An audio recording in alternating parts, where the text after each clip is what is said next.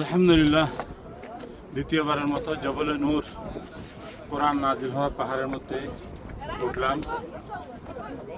আল্লাহ পাকের মেহরবানি, আল্লাহ রসুল সাল্লাল্লাহু আলাইহি ইসলাম ধ্যান করেছিলেন এখানে কোরআনের আয়াত নাজিল হয়।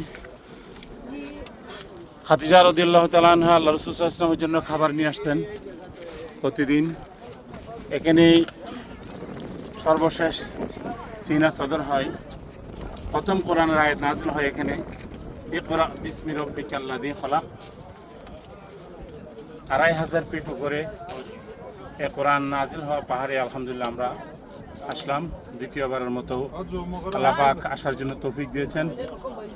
যারা হজ উমরায় আসবেন ইনশাআল্লাহ অবশ্যই এখানে আসার জন্য চেষ্টা করবেন। এখান থেকে শিক্ষা নেওয়ার জিনিস, আল্লাহ রাসূল সাল্লাল্লাহু আলাইহি ওয়াসাল্লাম দ্বীনের জন্য কি কষ্ট করেছেন, দ্বীনের জন্য কি মুজাহাদা করেছেন।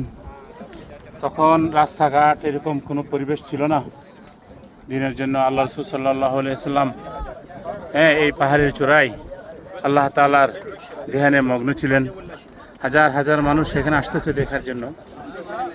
আল্লাহ পাক আমাদেরকে এনেছেন। আল্লাহ তাআলা যারা আসতেছেন সবাইকে আল্লাহ তাআলা কবুল করুক। আমার মামা রুবেল মামা আছে সাথে, এই যে রুবেল মামা